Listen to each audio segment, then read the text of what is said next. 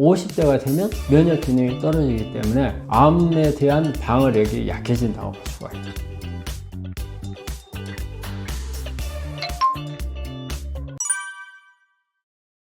안녕하십니까. 나으람원 원장 문창식입니다. 요즘에 우리 환자분들 날이 참 좋아졌잖아요. 이럴 때 우리 감기도 잘 걸리잖아요.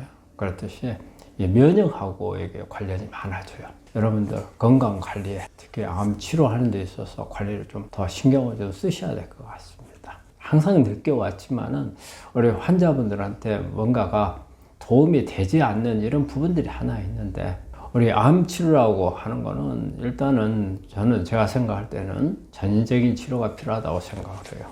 이 전인적인 치료라 하면은 무슨 자연치유 뭐 이런 개념이라고 생각하는데 그거는 아닙니다. 항상 가장 중요한 것은 우리가 이제 현대의학적인 치료가 제1번이죠. 수술이나 항암, 방사선 치료들이 앞으로도 더욱더 중요시 되는 이런 부분들인데, 단지 그게 전부가 될 수 없다는 생각을 하거든요. 여기에는 우리가 면역이라든지 또 어떤 유전자적인 조절이라든지, 그 다음에 그 사람이 암을 가지고 있는 환자가 가지고 있는 환경 개선이 이런 부분들이 같이 병행이 돼야 된다고 생각을 하거든요. 제가 이번에 독일에 갔다 와서 보니까 독일은 대학에서 이런 부분들을 같이 해줘요. 참 부럽더라고요. 그런데 우리 환자들이 최근뿐이 아니고 이렇게 상담을 하다 보면은 그런 부분들을 대학에서 절대 하면 안 된다. 이거 외에는 아무것도 하지 마라. 이런 부분들을 이야기하는 게 참 많은데, 그런 부분이 좀 안타깝다는 생각이 들고, 외국에서는 그런 부분들에 대해서 어느 정도 필요하다는 것을 인정을 하고, 여기에 대한 많은 협진도 있고, 그 연구 자료들도 많이 나와 있거든요. 그래서 조금 더 우리 환자들을 치료가 어느 한 방향이 아닌 전인적인 방향으로 갈 수 있었으면 좋겠다 하는데, 그러지 못한 사례들이 많이 있고, 또 우리 환자분들 입장에서는 본인을 수술해주는 교수나 항암을 해주는 교수가 한 말에 대해서 신뢰성을 오히려 더 가질 수밖에 없거든요. 그런데 저희가 볼 때는 이런 부분들을 하지 못하게 되는 이런 분위기가 환자들한테는 절대 플러스가 되는 게 아니라고 생각을 하거든요. 그래서 그런 부분들에 대해 좀 더 우리 넓게 통합의학적인 개념으로 접근할 수 있는 좀 분위기가 만들어졌으면 좋겠다, 그런 생각을 합니다. 암은 우리 몸 안에 어느 한 자리에 생긴 혹이죠.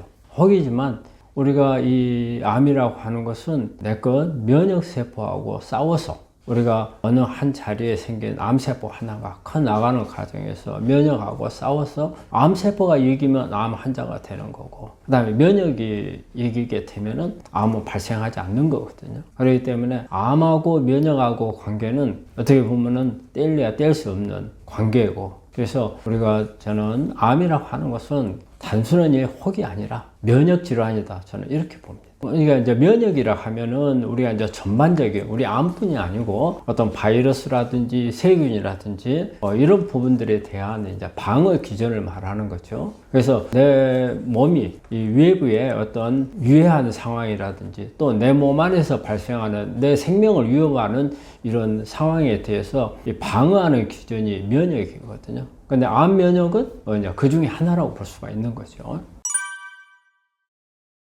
우리가 되게 이제 암이 최근에는 젊은 사람들이 많이 이제 발생을 하고 있지만, 일반적으로는 우리가 이제 50대 이후에 이제 발생을 많이 하는 걸로 알려져 있잖아요. 이거는 바로 면역하고 이게 관련이 된다고 할 수가 있고, 그렇다면 나이가 먹어서 발생을 한다는 것은 면역이 나이가 먹었을 때 떨어진다는 거잖아요. 그래서 나이하고 이렇게 면역하고 관계를 보면 가장 먼저 우리가 생각할 수 있는 게 흉선이에요. 흉선은 어떻게 보면은 면역 세포들이 골수에서 만들어져서 나오면은 어떻게 보면 미숙아 상태라고 할 수가 있거든요. 정상적인 면역 기능을 갖추지를 못했어요. 그럼 이게 나오면 흉선으로 와서 흉선에서 흉선 호르몬에 의해서 성숙되게끔 만들어요. 그래서 정상적인 면역 기능을 할 수 있도록 해주는 게 흉선이거든요. 근데 흉선이 보통 20살, 20살 때 피크를 친다고 그래요.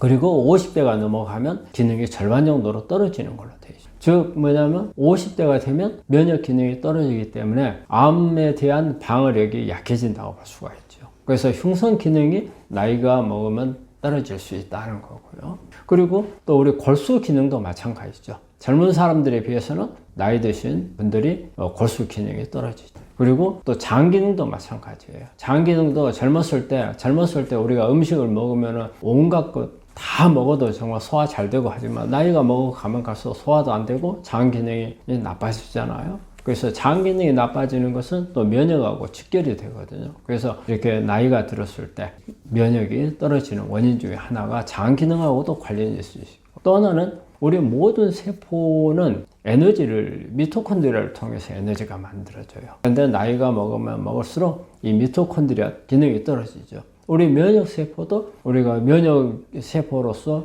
싸울 수 있는 갖추는 것은 바로 미토콘드리아의 힘에 달려 있거든요. 그렇기 때문에 미토콘드리아의 기능이 떨어지면 면역 기능이 떨어지고 벌써 나이에 의한 영향을 받는다고 봐요.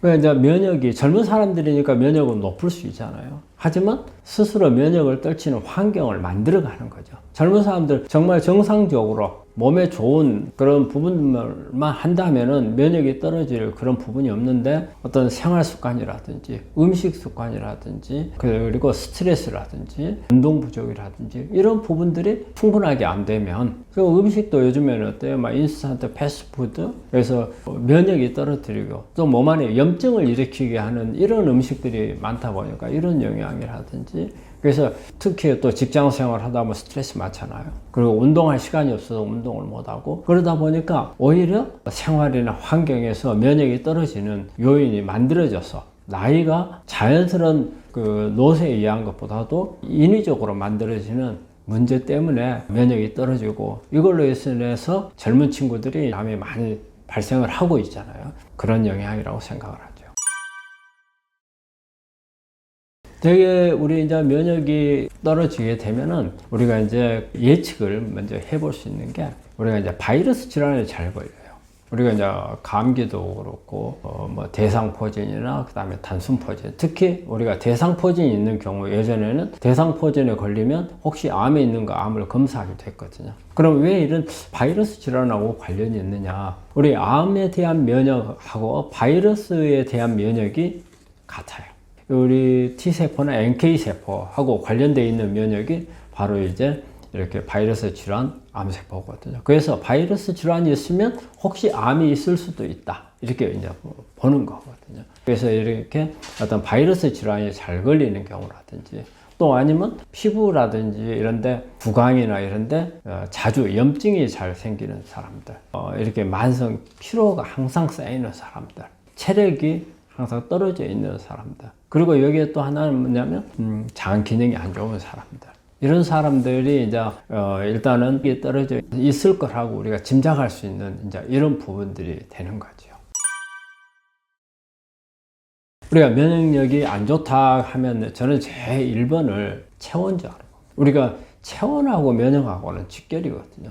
우리가 체온이 높을 때는 면역이 높아요. 그렇지만 평소 때 체온이 낮은 사람들은 일단은 면역 저하라고 한번 생각을 해볼 필요가 있죠. 이게 이제 되게 면역이 떨어진 사람들이 만성 피로감을 호소를 많이 해요. 그리고 무기력하고 기력이 없고 이런 사람들이 있고, 그리고 이제 장 기능이 안 좋거나, 그 다음에 이런 사람들이 되게 보면은 운동 많이 안 해요. 운동을 안 하죠. 그 다음에 이런 사람들 보면 음식 습관이 안 좋아요. 뭐 패스트푸드라든지 인스턴트 식품이나 아니면은 막 구운 거, 막 튀긴 거, 탄수화물 이런 거 좋아하는 사람들, 면역이 되게 보면 이런 사람들이 면역이 많이 떨어지고, 그리고 이제 장 기능이 안 좋은 사람들, 이런 사람들이 어떻게 보면은 면역이 떨어진 사람들이 가지고 있는 공통점이라고 할 수 있습니다.